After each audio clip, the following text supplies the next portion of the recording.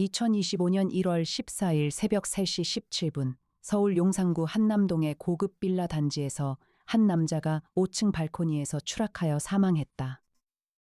경비원이 둔탁한 소리를 듣고 달려갔을 때 남자는 이미 차가운 보도 위에 쓰러져 있었다. 피해자의 이름은 서진호, 28살, 한남동 빌라 501호 거주자, IT 스타트업 대표, 미혼. 쌓이는 추락에 의한 다발성 장기 파열. 경찰은 초동 수사에서 피해자의 발코니 난간에 올라탄 흔적과 일직선 추락 궤적을 확인하고 자살로 잠정 판단했다. 그러나 현장에 도착한 성북경찰서 형사는 두 가지 이상한 점을 발견했다. 첫째, 피해자의 아파트 거실 바닥에 대형 카펫이 깔려 있었는데 카펫의 한가운데에 갈색으로 변한 대량의 핏자국이 있었다. 그 피는 피해자의 것이 아니었다. 둘째, 피해자의 양 손바닥에 깊은 열상이 있었다. 마치 무언가를 격렬하게 뜯어낸 것 같은 상처였다. 손바닥 상처는 추락 이전에 생긴 것이었다. 수사는 진전되지 않았다. 피해자의 아파트에서 타인의 존재를 입증할 물증이 부족했고 CCTV에는 아무도 출입하지 않은 것으로 나왔다. 사건 접수 5일 후 강역탐정사무소에 의뢰 전화가 걸려왔다. 나정희가 전화를 받고 강역의 집무실 문을 두드렸다. 탐정님, 의뢰인이 직접 방문하고 싶다고 합니다. 오후에 오셔도 될까요? 누구야? 서진호라는 분의 누나 서미진 씨입니다. 5일 전 한남동에서 추락사한 분의 유족이에요. 강혁은 창가에서 돌아섰다. 한강 위로 1월의 회색 하늘이 낮게 깔려 있었다. 50층 사무소의 창문에는 강혁 탐정사무소 간판이 걸려 있었고 실내에서는 인공지능 세종의 모니터가 조용히 데이터를 처리하고 있었다. 오라고 해. 오후 3시 서미진이 도착했다.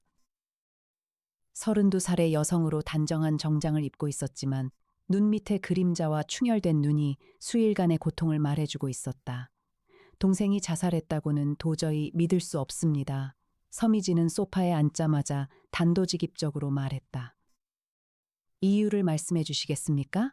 진호는 한 달 전에 시리즈 B 투자를 유치했어요. 30억 원. 회사가 급성장하고 있었고 직원도 늘리는 중이었습니다. 미래가 밝은 사람이 왜 자살합니까? 개인적인 고민이 있었을 수도 있습니다. 없었어요. 저랑 매일 연락했습니다. 형제가 저 하나거든요. 부모님 돌아가신 후에 둘이서 의지하며 살았어요. 진호가 힘든 일이 있으면 저한테 먼저 말했습니다. 최근에 교제하는 사람이 있었나요? 서미진의 표정이 복잡해졌다. 한 달 전쯤 여자를 만나기 시작했어요. 그런데 그 여자에 대해서는 아무것도 안 알려줬어요. 이름도 직업도. 그게 이상하다고 느끼셨습니까? 매우 이상했어요. 원래 진호는 저한테 뭐든 다 말하는 아이였으니까. 그리고 한 달 전부터 진호가 변했어요. 어떻게요? 전화를 잘 안 받기 시작했고 만나도 멍하니 있었어요. 눈이 풀려 있었고 말수가 줄었어요. 몸도 많이 빠졌고요. 한 달 만에 10kg 넘게 빠진 것 같았어요. 강혁의 눈이 좁아졌다.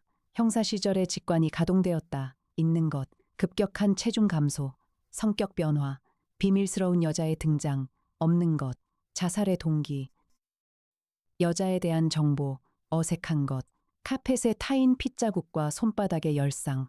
한 가지만 더 여쭤보겠습니다. 동생의 아파트에 가보신 적이 있으십니까? 최근에 경찰이 현장 공개한 후에 들어갔어요. 그런데 거실에 있던 카펫이 있잖아요.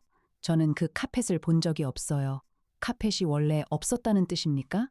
네, 진호 집에는 원래 카펫이 없었어요. 저번 달에 갔을 때도 없었습니다.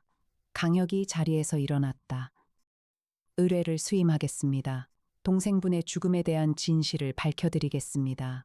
서미진의 눈에서 눈물이 떨어졌다. 감사합니다. 의뢰인이 떠난 후 강혁은 인터폰을 눌렀다. 애나 씨, 네 탐정님, 한남동 서진호 추락 사건이 들어왔어. 현장에 있는 카펫에 대한 정보가 필요해. 그리고 서진호의 최근 한 달간 동선을 세종에게 분석시켜줘. 이미 뉴스 확인하고 사전 조사를 시작했습니다. 세종에게 지시하겠습니다. 강혁은 미소를 지었다. 이해나는 언제나 한 발 앞서 있었다. 다음 날 오전 강혁과 이해나는 한남동 빌라 501호를 방문했다. 이해나가 운전석에서 능숙하게 차를 몰아 한남대교를 건넜다. 그녀의 운전 실력은 모든 장비를 다루는 맥가이버 수준이었다. 빌라는 외국인 전용 고급 주거 단지 안에 있었다. 501호의 문을 여는 순간 강혁은 걸음을 멈추었다. 거실 한가운데에 대형 카펫이 깔려 있었다. 3미터 곱하기 4미터 크기의 페르시아풍 카펫이었다. 그리고 그 중앙에 갈색으로 변한 거대한 얼룩이 있었다. 원래는 짙은 빨간색이었을 것이다. 핏자국이었다. 상당한 양이었다. 최소 500ml 이상으로 추정되었다. 강혁은 습관대로 시선을 움직였다. 있는 것. 카펫의 핏자국, 발코니로 통하는 유리문이 열려 있었다. 바닥에 미세한 유리 파편이 흩어져 있었다. 부엌 싱크대에 씻지 않은 접시 2개, 없는 것, 유서, 핸드폰. 피해자의 핸드폰은 경찰이 압수했지만 잠금 해제에 실패하여 반환된 상태였다. 어색한 것, 카펫의 핏자국 위에 마치 무언가를 뜯어낸 듯한 훼손 흔적이 있었다. 카펫의 섬유가 한 부분에서 격렬하게 찢겨져 있었다. 그리고 그 찢긴 부분의 형태가 사람의 윤곽과 비슷했다. 이거 봐. 강혁이 카펫의 찢긴 부분을 가리켰다. 이에나가 무릎을 꿇고 관찰했다. 카펫 섬유가 위로 뜯겨져 있습니다. 아래에서 위로의 힘이 가해진 겁니다. 그리고 이 윤곽은 사람 형태야. 맞습니다. 어깨 너비 약 35cm. 머리 부분에 해당하는 곳에 섬유가 특히 많이 손상되어 있습니다. 마치 카펫 안에서 무언가가 올라온 것처럼 이에나가 핀셋으로 카펫 섬유를 채취했다. 혈흔 샘플과 섬유 샘플을 가져가겠습니다. 그리고 탐정님. 유리 파편에 대해서도 보셔야 합니다. 강혁이 발코니 쪽으로 이동했다. 유리문 옆에 작은 유리 파편들이 흩어져 있었다. 그런데 이 파편들은 발코니 유리문의 것이 아니었다. 발코니 유리문은 멀쩡했다. 이 유리는 어디서 온 거지? 이에나가 파편 하나를 집어들었다. 두께가 2mm, 창문 유리가 아닙니다. 액자나 거울의 유리입니다. 강혁이 주위를 둘러보았다. 벽에 액자가 하나 걸려 있었다. 유리가 깨져 있었다. 액자 안의 사진은 서진호로 보이는 남자가 혼자 찍은 프로필 사진이었다. 누군가 액자를 깼어. 유리에 피가 묻어 있을 수 있습니다. 이에나가 액자에 깨진 유리 가장자리를 확인했다. 미세한 핏자국이 있습니다. 혈흔을 채취하겠습니다. 강혁은 아파트 전체를 한 바퀴 돌았다. 침실, 서재, 화장실, 부엌. 모든 곳이 정리되어 있었지만 침실의 침대 시트에서 또 하나의 긴 검은 머리카락을 발견했다. 여자 머리카락이야. 이에나가 수거했다. 누나 서미진 씨의 것인지 확인해야 합니다. 서미진 씨는 단발이었어. 이건 허리까지 오는 긴 머리카락이야. 그러면 정체불명의 여성이 이 집에 있었다는 뜻입니다. 강혁은 마지막으로 발코니에 섰다. 아래를 내려다보았다. 5층에서 바닥까지의 거리, 추락하면 확실히 사망하는 높이였다. 난간에 올라탄 흔적이 있었다. 운동화 자국이었다. 자발적으로 올라간 건 맞아. 하지만 왜 올라갔느냐가 문제입니다. 강혁은 고개를 끄덕이고 아파트를 나왔다. 사무소로 돌아온 후 이에나는 실험실에서 송태풍 박사와 함께 증거 분석에 들어갔다. 3시간 후 결과가 나왔다. 송태풍이 회의실 스크린에 분석 보고를 띄웠다. 먼저 카펫의 혈흔입니다. DNA 분석 결과 이 피는 여성의 것입니다. 나이 추정 20대 중후반. 그런데 비정상적인 점이 있습니다. 뭐야? 이 혈액의 세포들이 아직 살아있습니다. 강혁의 눈이 커졌다. 살아있다고? 네. 일반적으로 인체 밖으로 배출된 혈액은 수시간 내에 응고되고 세포가 사멸합니다. 하지만 이 혈액의 세포들은 채취 시점에도 대사 활동을 유지하고 있었습니다.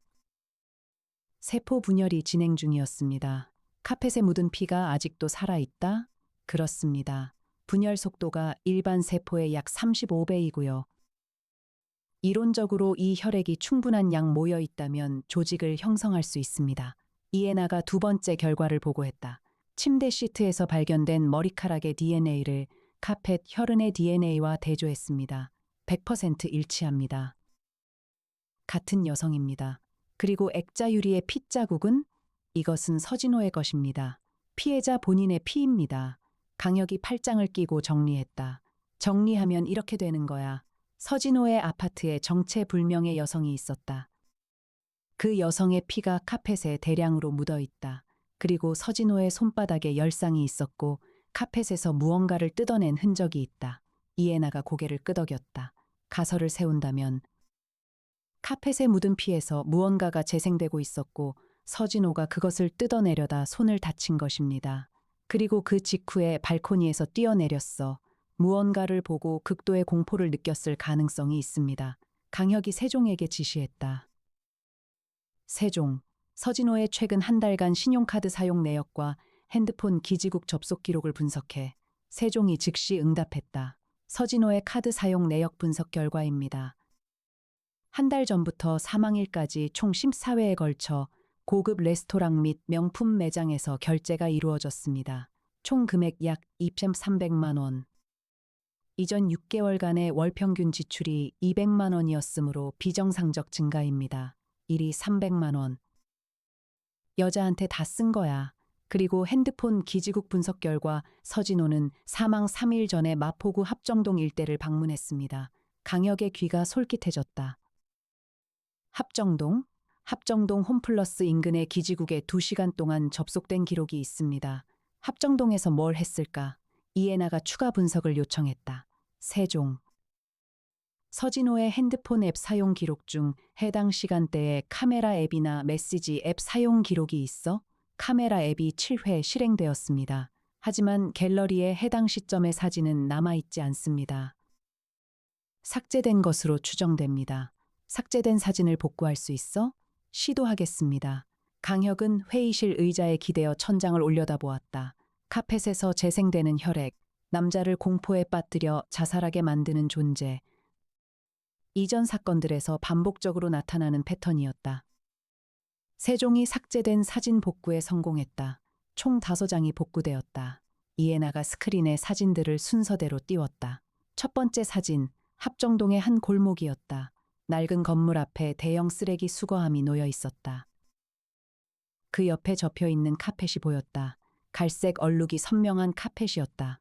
두 번째 사진, 같은 카펫을 더 가까이에서 찍은 것이었다. 카펫 위에 무언가 기이한 것이 있었다. 얼핏 보면 쓰레기로 보일 수도 있었지만 자세히 보면 인간의 형체를 띠고 있었다. 반쯤 형성된 얼굴, 아직 완전하지 않은 신체의 윤곽. 세 번째 사진, 더 가까이 다가간 것이었다. 카펫 표면에서 솟아오르듯이 형성되고 있는 여성의 상체가 보였다. 긴 검은 머리카락이 카펫에 엉켜 있었고 눈을 감고 있었다. 네 번째 사진, 여성의 눈이 떠져 있었다. 카메라를 바라보고 있었다. 입술이 미소를 짓고 있었다. 다섯 번째 사진, 흔들린 사진이었다. 촬영자가 급히 뒤로 물러나면서 찍은 것으로 보였다. 카펫 위에서 여성의 상체가 일어나는 것이 흐릿하게 잡혀 있었다. 사무실이 침묵에 잠겼다. 나정희가 입을 막고 있었다. 송태풍이 안경을 벗어 닦았다. 강혁이 입을 열었다. 서진호가 합정동에서 이걸 발견한 거야. 쓰레기장에서 카펫 위에 여자가 재생되고 있는 것을 이에나가 말했다. 그리고 그 카펫을 자기 집으로 가져간 겁니다. 왜? 이전 사건들의 패턴을 고려하면 이 존재의 근거리 영향력에 의해 판단력이 저하되었을 가능성이 높습니다. 불완전한 재생 상태에서도 뇌파 영향이 발생할 수 있으니까요. 강혁이 고개를 끄덕였다. 서진호가 이 카펫을 집에 가져왔어. 여자가 카펫에서 재생되는 것을 지켜봤어. 한 달 동안 돈을 쓰고 빠져들었어. 그리고 마지막에 무언가를 보고 뛰어내렸어. 마지막에 무엇을 봤을까요? 강혁은 카펫에 찢긴 부분을 떠올렸다. 사람 형태로 뜯겨나간 흔적, 서진호의 손바닥 열상. 카펫에서 완전히 재생된 여자가 떨어져 나가려는 것을 서진호가 뜯어서 막으려 한 거야. 하지만 실패했어. 그리고 여자의 진짜 모습을 봤을 때 공포에 질려 뛰어내린 것, 아니. 다른 가능성도 있어. 강혁의 눈이 날카로워졌다. 여자가 시킨 거야. 뛰어내리라고. 강혁은 사진에 찍힌 합정동 골목의 정확한 위치를 특정하기로 했다. 세종, 복구된 사진의 GPS 데이터를 추출해 사진에 GPS 데이터가 포함되어 있습니다. 위치는 마포구 합정동 364번지입니다. 그곳이 어딘지 확인해. 마포구 합정동 364번지는 노후빌라 밀집 지역입니다. 해당 주소의 건물은 6개월 전 재건축을 위해 주민 이주가 완료된 상태이며 현재 공가 상태입니다. 강혁과 이해나는 즉시 합정동으로 향했다. 사무소에서 도보 10분 거리였다. 합정동 364번지. 4층짜리 낡은 빌라가 줄지어 서 있었다. 창문은 모두 닫혀 있었고 출입문에는 이주 완료 안내문이 붙어 있었다. 건물 앞 골목에 대형 쓰레기 수거함이 놓여 있었다. 강혁이 수거함을 확인했다. 비어 있었다. 카펫은 이미 여기 없어. 서진호가 가져갔으니까요. 이해나가 주변을 살피며 말했다. 하지만 탐정님, 서진호가 가져간 것은 하나의 카펫입니다. 만약 이 카펫이 원래 이 건물에서 나온 것이라면 이 건물과 관련된 사건이 있었을 겁니다. 강혁이 건물을 올려다보았다. 이 건물에서 누군가 죽었을 수 있어. 이해나가 세종에 접속했다. 세종. 합정동 364번지 건물에서 최근 1년 이내에 발생한 사건을 검색해 세종이 즉시 응답했다. 8개월 전 합정동 364번지 301호에서 여성의 시신이 발견되었습니다. 피해자 이름 박소연, 이식회사원. 동거인 김현우 30세가 자수하여 체포되었습니다. 범인은 피해자를 살해한 후 시신을 훼손했다고 진술했습니다. 강혁의 눈이 번쩍 빛났다. 또야, 시신이 훼손된 방식은 범인 진술에 따르면 칼로 절단했습니다. 그리고 시신의 혈액이 대량으로 거실 카펫에 스며들었다고 합니다. 범인은 시신은 유기했으나 카펫은 무거워서 운반하지 못하고 건물에 방치했다고 진술했습니다. 이해나가 말했다. 그 카펫이 재건축 이주 과정에서 쓰레기로 배출된 거군요. 그리고 서진호가 그것을 발견한 것이고 강혁이 건물 현관문을 밀었다. 잠겨 있지 않았다. 어두운 계단을 올라 301호에 도달했다. 문이 열려 있었다. 내부는 빈 공간이었다. 가구도 없고 생활의 흔적도 없었다. 다만 거실 바닥에 카펫이 깔려있던 자리를 알려주는 사각형의 색차이가 남아 있었다. 그리고 바닥의 가장자리에 핏자국의 잔여물이 미세하게 남아 있었다. 강혁이 방 안을 천천히 걸으며 관찰했다. 벽에 못자국이 여러 개 있었다. 액자를 걸었던 흔적이었다. 부엌과 거실 사이에 벽에 작은 글씨가 긁혀 있었다. 가까이 다가가서 읽었다. 나를 잘라줘. 강혁의 등줄기가 차가워졌다. 벽에 긁힌 이 문장은 누가 쓴 것인가? 범인인가 피해자인가? 사진을 찍어두자. 이해나가 모든 증거를 촬영하고 기록했다. 건물을 나오면서 강혁이 물었다. 범인 김현우의 현재 상태는? 수감 중입니다. 서울 남부교도소. 만나러 가야겠어. 서울 남부교도소. 면회실. 김현우는 30살의 남자였지만 40대처럼 보였다. 수감 8개월 만에 상당히 노화한 모습이었다. 박소연 씨에 대해 물어보고 싶습니다. 김현우의 눈이 흔들렸다. 왜요? 누구세요? 탐정입니다. 최근에 당신이 살해한 여성과 관련된 추가 피해가 발생하고 있습니다. 추가 피해? 소연이는 죽었는데 무슨 추가 피해가? 강혁은 김현우를 정면으로 바라보았다. 솔직하게 말해줘야 합니다. 당신의 진술대로라면 소연 씨를 왜 죽였습니까? 김현우가 고개를 숙였다. 좋아했으니까요. 좋아해서 죽여요? 그냥 좋아한 게 아니에요. 미칠 것 같았어요. 소연이가 없으면 숨을 쉴 수가 없었어요. 근데 소연이가 자꾸 다른 남자를 만났어요. 제가 미쳐가는 걸 보면서 웃었어요. 다른 남자를 만났다? 같은 건물 사는 남자, 401호에 사는 놈이었어요. 그놈도 소연이한테 빠져 있었어요. 저한테는 이제 질렸다고, 이제 필요 없다고. 그래서 죽였다? 김현우가 고개를 끄덕였다. 그리고 갑자기 고개를 들어 강혁을 바라보았다. 근데 이상한 게 있었어요. 뭐가? 소연이가 마지막에 웃었어요. 칼이 들어갈 때 웃으면서 말했어요. 뭐라고? 더 잘라. 작게 잘라. 그래야 더 많아진다고. 강혁의 손에 힘이 들어갔다. 그 말이 무슨 뜻인지 물어봤어요? 아니요. 그때는 아무 생각이 안 났어요. 그냥 시키는 대로 했어요. 시신을 어디에 유기했습니까? 한강에 버렸어요. 전부? 네. 전부. 카펫은? 카펫은 너무 무거웠어요. 피가 스며들어서 더 무거워졌고 그냥 거기 두고 나왔어요. 카펫에 피해서 무언가 이상한 것을 본 적이 있습니까? 김현우의 표정이 변했다. 공포가 스쳤다. 있어요.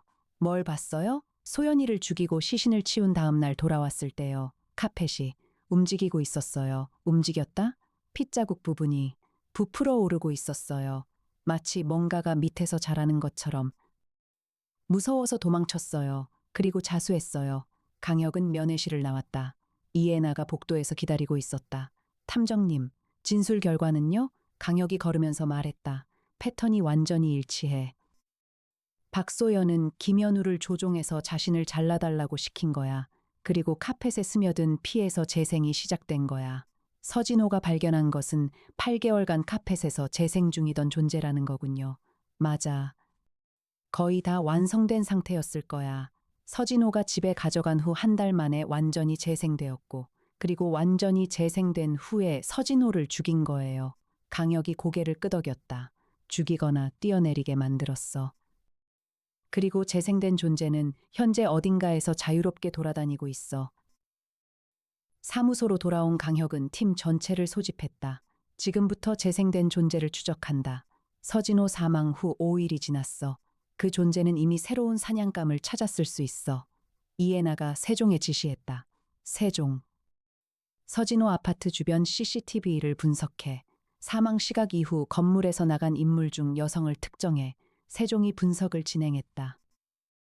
서진호 사망 시각인 새벽 3시 17분 이후 건물 지하 주차장 CCTV에서 새벽 3시 42분에 여성 한 명이 포착되었습니다.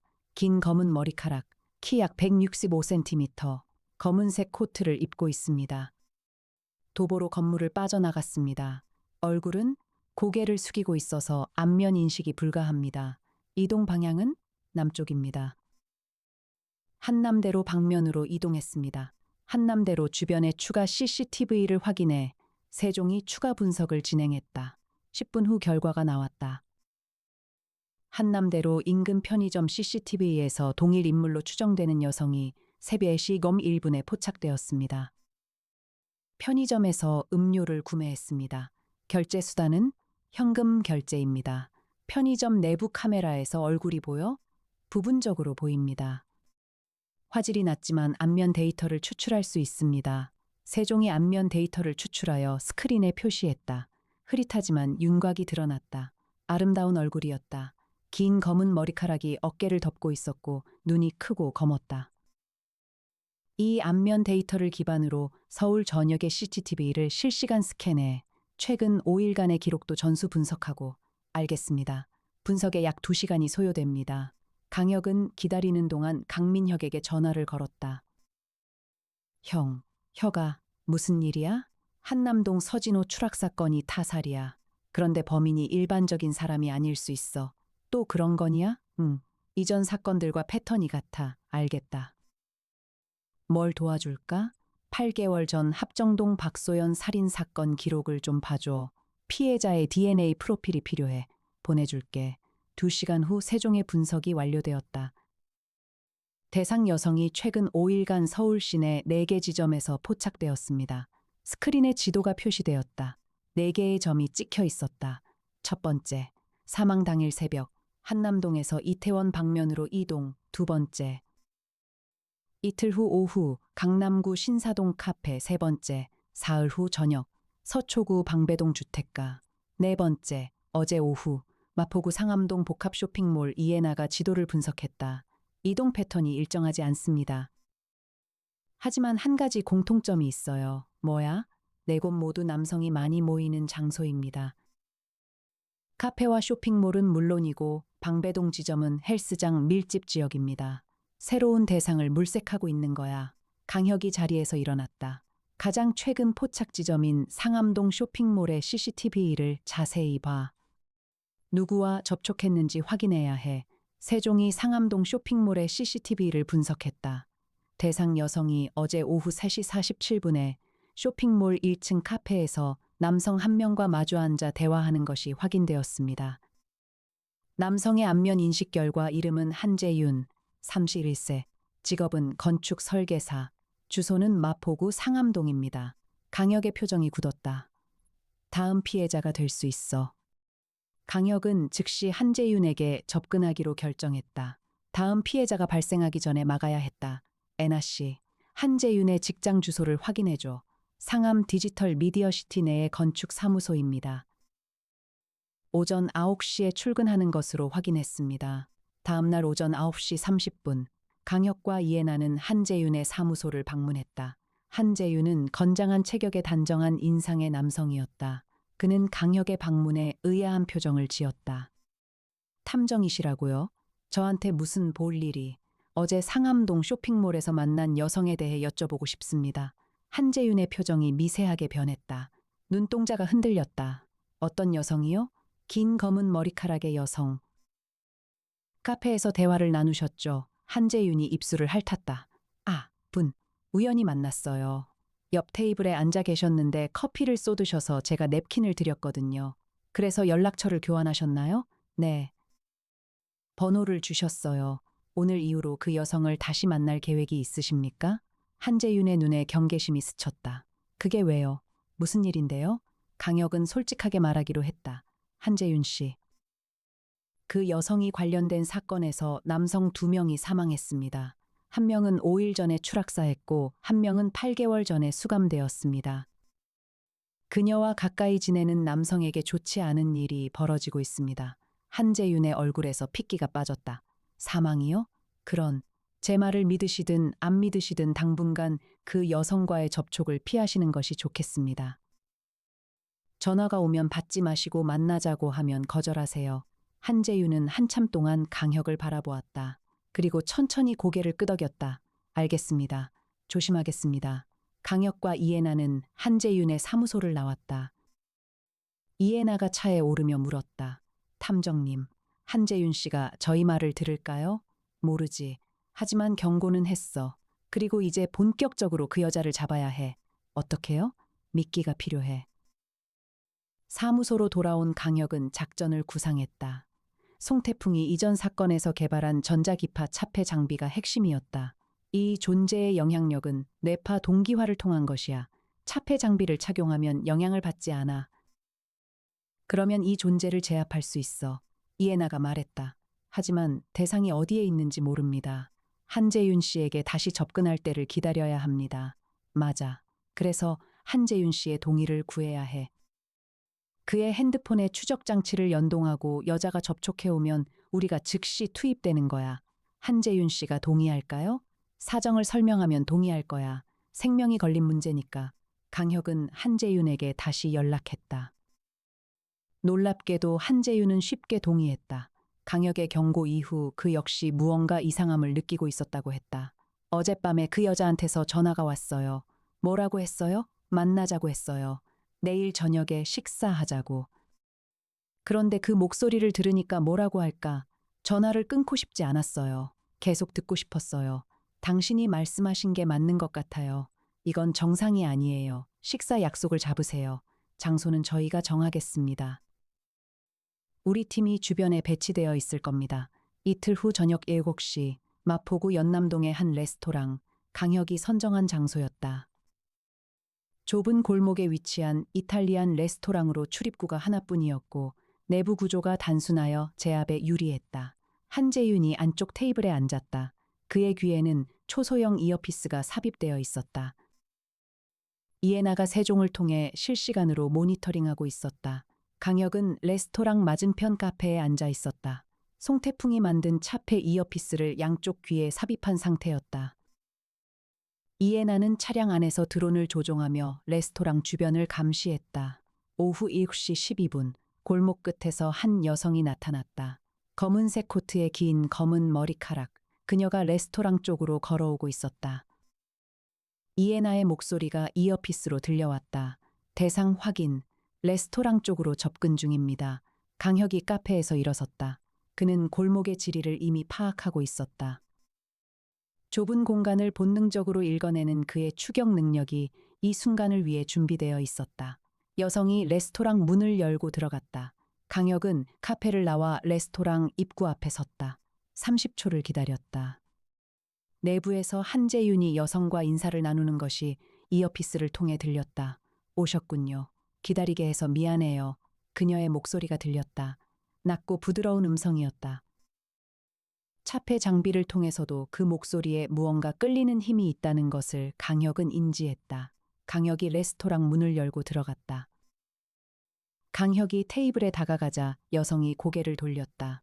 처음으로 마주한 얼굴이었다. 확실히 아름다웠다. 그러나 강혁의 차폐 장비는 그 아름다움이 만들어낸 환각의 상당 부분을 걸러내고 있었다. 그녀의 실제 얼굴은 아름다웠지만 사진으로 찍었을 때 드러나는 것처럼 완전하지 않았다. 왼쪽 관자놀이 부근에 미세한 부푸름이 있었다. 정상적인 눈으로는 보이지 않는 것이었지만 차폐 장비가 뇌의 착각을 걸러낸 상태에서는 보였다. 누구세요? 여성의 표정이 변했다. 평온함 속에 경계가 스쳤다. 강혁이라고 합니다. 탐정입니다. 한재윤이 의자에서 일어섰다. 계획대로였다. 그가 레스토랑을 빠져나가는 동안 강혁이 여성의 주의를 끄는 것이 작전이었다. 한재윤 씨, 먼저 나가셔도 됩니다. 한재윤이 재빠르게 레스토랑을 빠져나갔다. 여성이 강혁을 바라보았다. 그 눈에 날카로움이 서렸다. 뭐 하시는 거예요? 당신에 대해 물어보고 싶은 것이 있어서. 저는 대답할 의무 없어요. 의무는 없지. 하지만 5일 전 서진호가 왜 죽었는지는 당신이 알고 있잖아. 여성의 얼굴에서 표정이 사라졌다. 아름다운 얼굴이 차가운 가면처럼 변했다. 모르는 사람이에요. 거짓말이야. 당신은 한 달 동안 그 남자의 아파트에서 살았어. 카펫에서 올라온 후에 여성의 눈이 미세하게 커졌다. 그것은 놀라움이었다. 당신이 어떻게 알고 있어? 당신이 무엇인지도 알고 있어. 여성이 테이블에서 천천히 일어났다. 그녀의 자세가 달라졌다. 이전의 여유는 사라지고 동물적인 경계가 온몸에 서렸다. 그래서요? 잡으려고요? 네, 여성이 미소를 지었다. 기이한 미소였다. 잡아보세요. 그녀가 갑자기 몸을 돌려 레스토랑 안쪽으로 뛰었다. 주방 쪽이었다. 강혁이 즉시 뒤를 쫓았다. 골목의 지리를 읽어내는 그의 추격 본능이 최고조로 가동되었다. 주방을 통과하면 뒷문이 있다. 뒷문은 좁은 골목으로 이어지고 그 골목은 T자 교차로에서 두 갈래로 나뉜다. 강혁이 주방을 관통했다. 놀란 요리사가 팬을 떨어뜨렸다. 뒷문이 열려 있었다. 여성이 골목으로 뛰어나가는 것이 보였다. 이에나 씨, 뒷골목으로 나왔다. 이에나의 목소리가 이어피스로 들렸다. 드론이 추적 중입니다. 대상 왼쪽으로 이동 중. 연남로 방면입니다. 강혁이 골목을 뛰었다. 좁은 담장 사이를 지나고 쓰레기통을 피하며 달렸다. 여성은 빨랐지만 강혁도 빨랐다. 형사 시절의 골목 추격에서 단련된 그의 다리가 거리를 좁혔다. T자 교차로에서 여성이 왼쪽으로 꺾었다. 강혁이 10m 뒤에서 따라 꺾었다. 그런데 여성이 갑자기 멈추었다. 막다른 길이 아니었다. 골목 앞에 이에나의 차량이 가로막고 서 있었다. 이에나가 차에서 내려서 있었다. 차폐 장비를 착용한 채. 여성이 뒤를 돌아보았다. 강혁이 10m 뒤에 서 있었다. 앞과 뒤가 막혀 있었다. 여성의 눈이 좁아졌다. 똑똑하네요. 강혁이 다가갔다. 더 이상 도망칠 곳이 없어. 여성이 갑자기 벽을 올려다보았다. 2층 높이의 담장이었다. 일반인이라면 올라갈 수 없는 높이였다.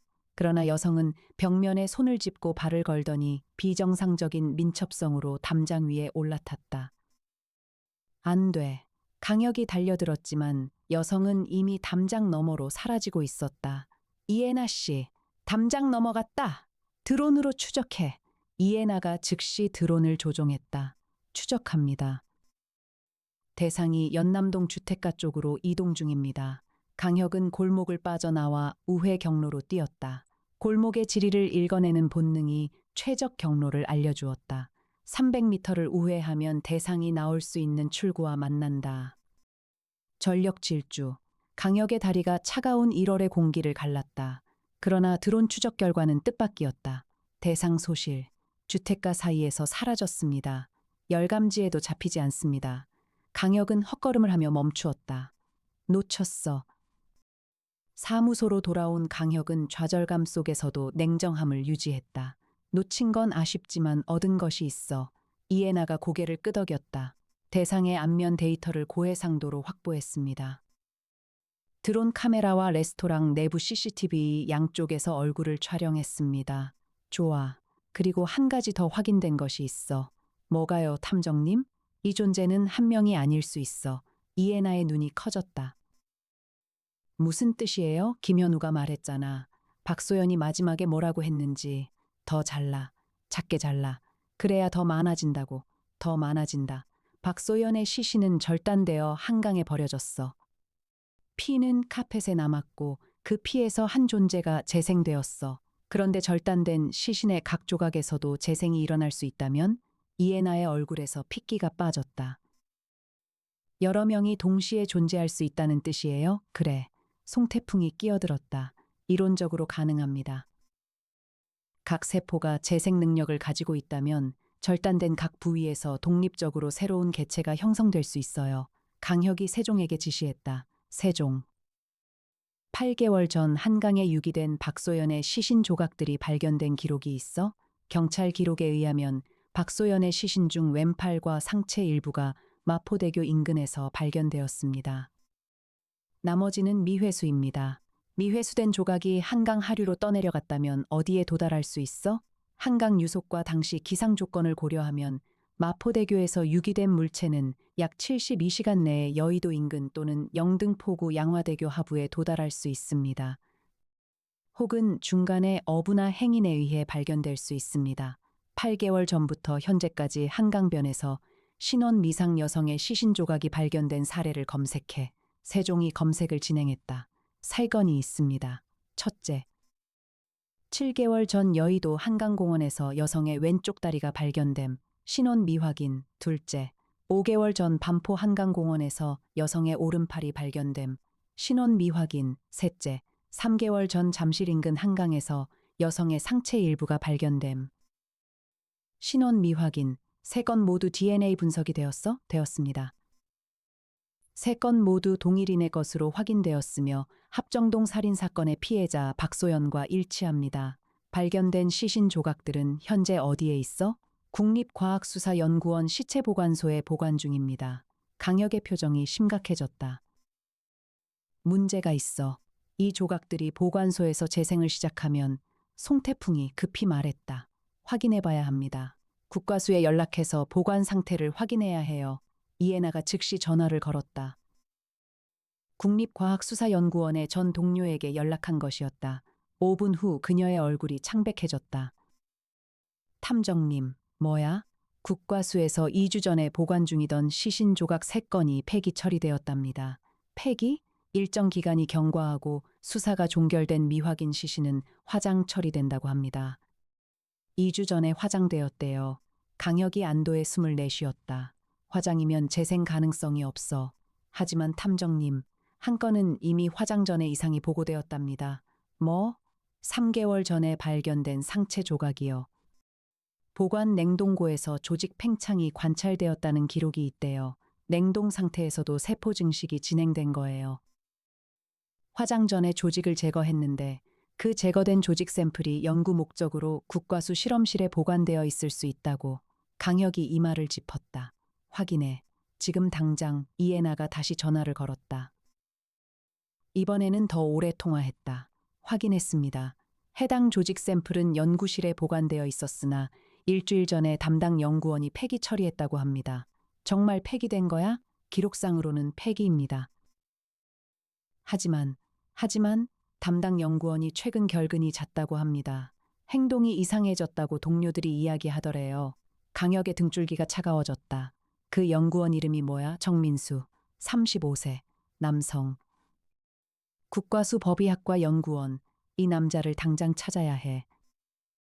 강혁은 즉시 국과수의 정민수 연구원의 소재를 확인했다. 그는 3일째 출근하지 않고 있었다. 자택에도 없었다. 핸드폰도 꺼져 있었다. 세종. 정민수의 마지막 기지국 접속 위치를 추적해. 마지막 접속은 4일 전 오후 11시. 서울 영등포구 여의도동입니다. 차량은 본인명의 차량이 여의도 지하 주차장에 3일째 주차되어 있는 것으로 확인됩니다. 여의도 어디? 여의도 63빌딩 인근 지하 주차장입니다. 강혁은 강민혁에게 전화를 걸었다. 형, 급한 건이야. 국과수 연구원 정민수라는 사람이 실종 상태야. 아마 그가 폐기 처리했다고 보고한 생체 조직을 실제로는 가지고 있을 수 있어. 그 조직에서 또 하나의 존재가 재생되고 있을 가능성이 있어. 혀가, 그건 무슨, 시간이 없어. 정민수가 조직 샘플에 의해 조종당하고 있다면 그를 빨리 찾아야 해. 알겠다. 경찰에 실종 수색을 요청할게. 강혁은 팀을 이끌고 여의도로 향했다. 이해나가 운전했다. 도로를 질주하는 동안 강혁의 머릿속에서는 사건의 전체 그림이 선명해지고 있었다. 하나의 존재가 죽어서 여러 조각이 되면 각 조각에서 새로운 존재가 자란다. 박소연이라는 한 여성이 8개월 전에 잘려서 한강에 버려졌다. 카펫에 피해서 하나, 한강에 떠내려간 조각에서 또 하나, 국과수에 보관된 샘플에서 또 하나, 최소한 3명의 존재가 동시에 활동하고 있을 수 있었다. 여의도 63빌딩 인근 지하 주차장에 도착했다. 정민수의 차량을 찾았다. 회색 현대 소나타. 차 안에는 아무도 없었다. 뒷좌석에 이불과 베개가 있었다. 차에서 생활한 흔적이었다. 이해나가 차량 내부를 조사했다. 뒷좌석 바닥에 보랭 가방이 있습니다. 그녀가 가방을 열었다. 안에 냉동팩에 쌓인 투명한 용기가 있었다. 용기 안에는 분홍색 조직 덩어리가 들어있었다. 크기는 주먹만 했다. 이게 국과수에서 가져온 조직 샘플입니다. 송태풍이 용기를 들여다보았다. 냉동 상태가 아닙니다. 냉동팩이 녹았어요. 상온 노출 시간이 상당합니다. 그리고 조직의 표면을 관찰한 그의 표정이 변했다. 증식이 진행 중입니다. 표면에 피부 세포가 형성되기 시작했어요. 강혁이 말했다. 이걸 지금 당장 완전히 파괴해야 해. 소각이 가장 확실합니다. 강혁이 고개를 끄덕였다. 태풍 씨가 처리해줘. 그리고 정민수를 찾아야 해. 그 순간 이해나의 핸드폰이 울렸다. 여보세요? 네? 알겠습니다. 그녀가 전화를 끊고 강혁을 바라보았다. 한재윤 씨한테서 전화 왔습니다. 방금 자기 아파트 앞에 그 여자가 서 있다고 합니다. 강혁의 눈이 날카로워졌다. 주소, 상암동입니다. 차로 15분 가자. 이해나가 차를 몰아 여의도에서 상암동으로 질주했다. 15분이면 도착할 거리였지만 그녀의 운전 실력으로 11분 만에 도착했다. 한재윤의 아파트는 상암동의 오피스텔 밀집 지역에 있었다. 14층 건물의 8층이었다. 차에서 내리면서 강혁은 강민혁에게 전화를 걸었다. 형, 상암동으로 경찰 지원 좀 보내줘. 알겠다. 어디? 강혁이 주소를 알려주었다. 건물에 진입했다. 엘리베이터를 타고 8층으로 올라갔다. 차폐 이어피스를 확인하고 복도를 걸었다. 805 앞, 문이 닫혀 있었다. 강혁이 벨을 눌렀다. 한재윤의 목소리가 인터폰으로 들렸다. 누구세요? 강혁 탐정입니다. 안에 그 여자가 있습니까? 아니요. 아까 건물 앞에 서 있었는데 제가 전화한 후에 사라졌어요. 올라오지는 않았습니다. 확인하겠습니다. 문 열어주세요. 한재윤이 문을 열었다. 강혁과 이해나가 내부를 확인했다. 아무도 없었다. 나정희 씨한테 건물 주변 CCTV를 확인하라고 해. 이해나가 나정희에게 연락했다. 사무소에서 세종을 통해 인근 CCTV를 실시간 모니터링하는 것이었다. 5분 후 나정희의 보고가 왔다. 건물 뒤편 비상구 쪽에서 대상과 유사한 인물이 포착되었습니다. 현재 건물 뒤편 골목에 서 있는 것 같습니다. 강혁이 비상계단으로 뛰어갔다. 이해나가 뒤를 따랐다. 1층 비상구를 열고 건물 뒤편으로 나왔다. 골목이었다. 어두웠다. 가로등 하나만이 빛을 내고 있었다. 그리고 골목 끝에 여성이 서 있었다. 이번에는 혼자가 아니었다. 그녀의 옆에 남자가 하나 서 있었다. 멍한 눈으로 허공을 바라보고 있는 남자. 그가 정민수임을 강혁은 직감했다. 정민수 씨?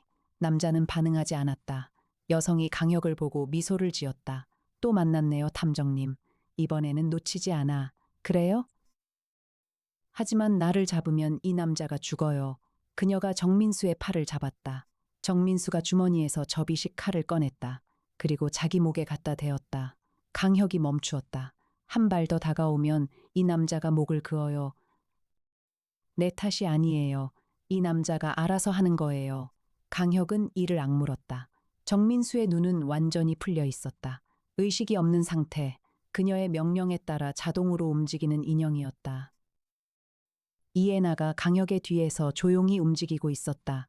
그녀의 손에 세종에 연결된 소형 장비가 있었다. 전자기파 교란 장치였다. 송태풍이 만든 시제품으로 아직 완벽하지 않았지만 짧은 시간 동안 대상의 뇌파 출력을 억제할 수 있었다. 강혁이 여성의 주의를 끌었다. 너는 왜 이러는 거야? 왜 남자들을 이렇게 만들어? 왜냐고요? 여성의 표정이 처음으로 진지해졌다. 모르겠어요. 그냥 이렇게 되는 거예요. 내가 있으면 남자들이 그렇게 변해요. 내가 원하는 게 아니에요. 원하는 게 아니라고? 그러면 멈춰.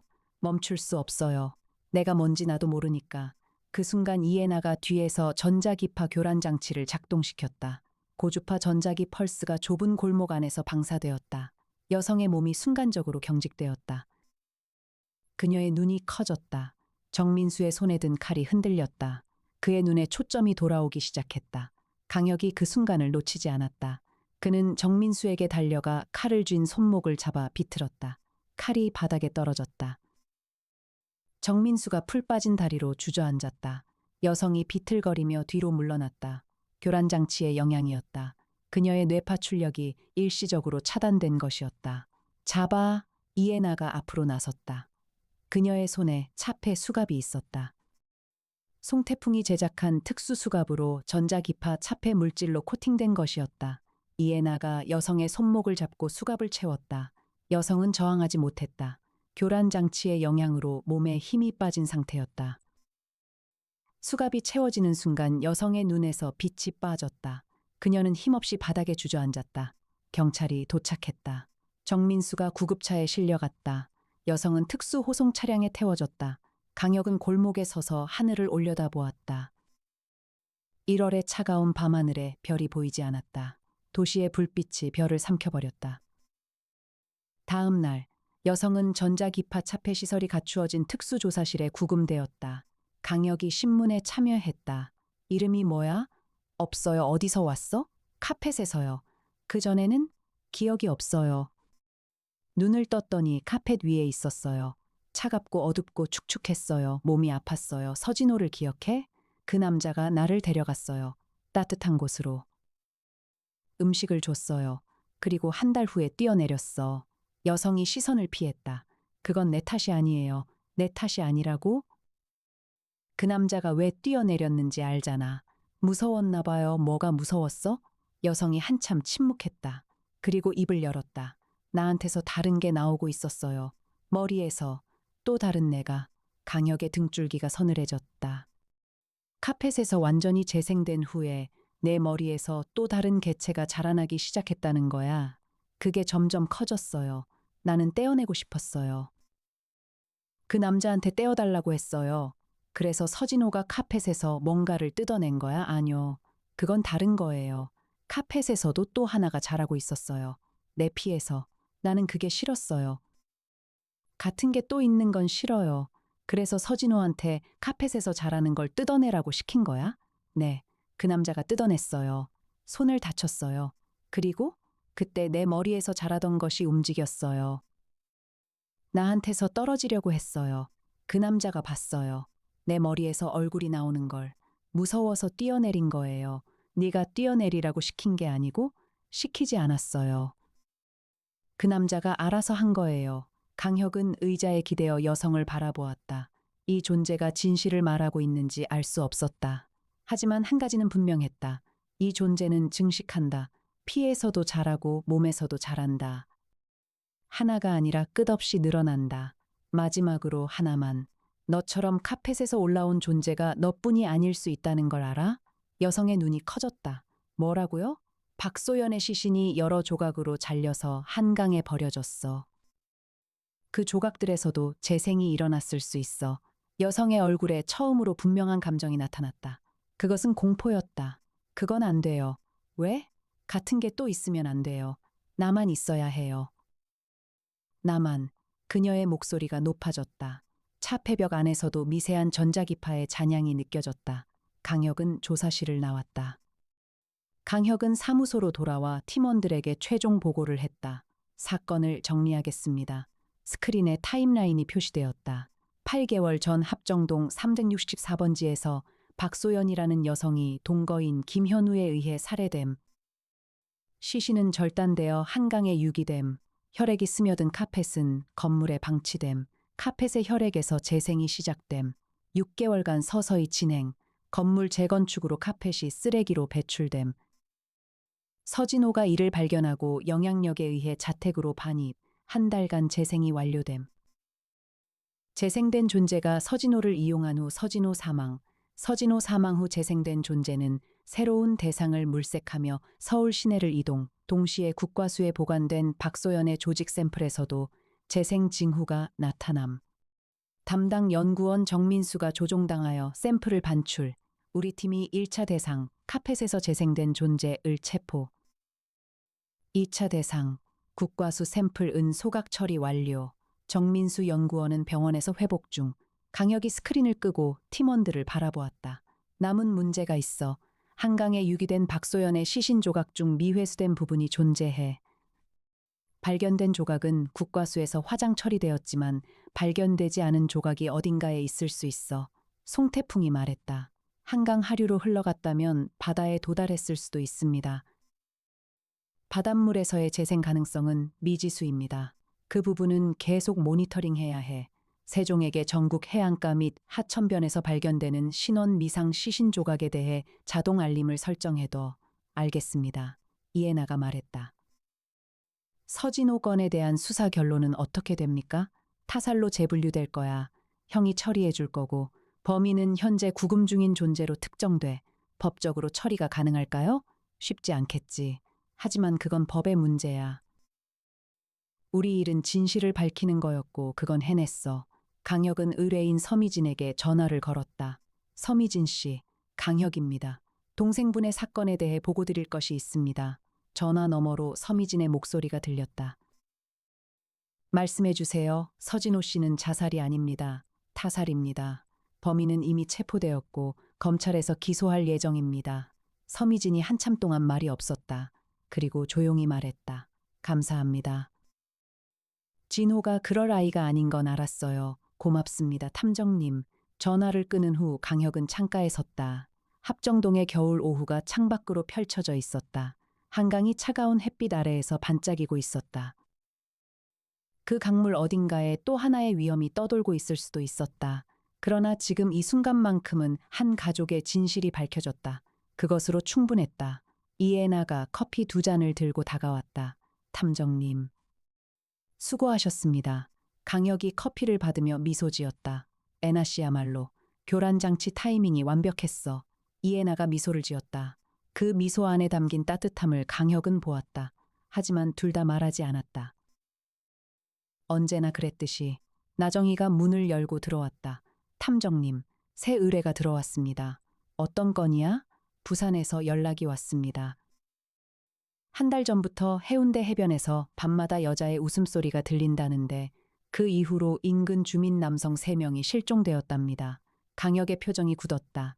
그는 이에나를 바라보았다. 이에나는 이미 세종에 접속하고 있었다.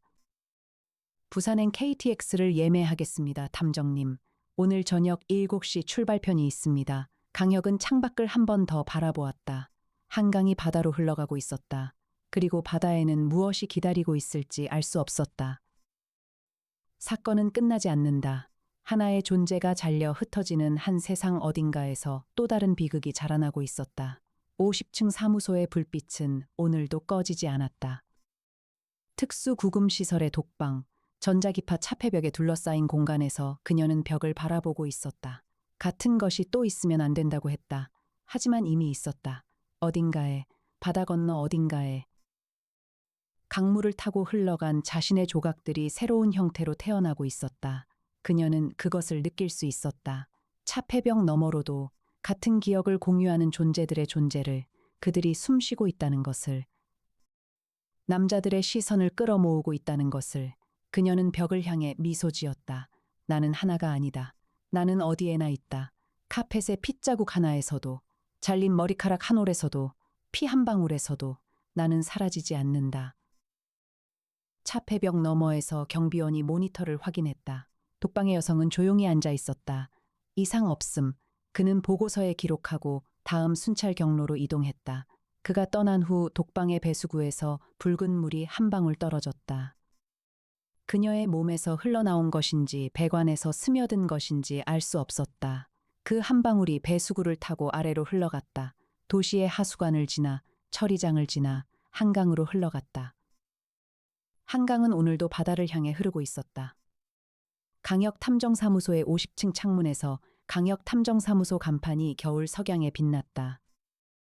이해나가 실험실에서 다음 사건의 자료를 정리하고 있었고, 송태풍은 현미경 앞에서 새로운 샘플을 분석하고 있었고, 나정희는 부산 출장 준비를 하고 있었다. 그리고 강혁은 창가에 서서 강을 내려다보고 있었다. 무너진 사람들의 뒤를 끝까지 따라가 주겠다는 다짐을 가슴에 안고 세상에는 이해할 수 없는 존재들이 있다. 그 존재들로 인해 누군가가 무너질 때 강혁은 달려갈 것이다. 이해나와 함께, 송태풍과 함께, 나정희와 함께, 형 민혁의 도움을 받으며 언제까지든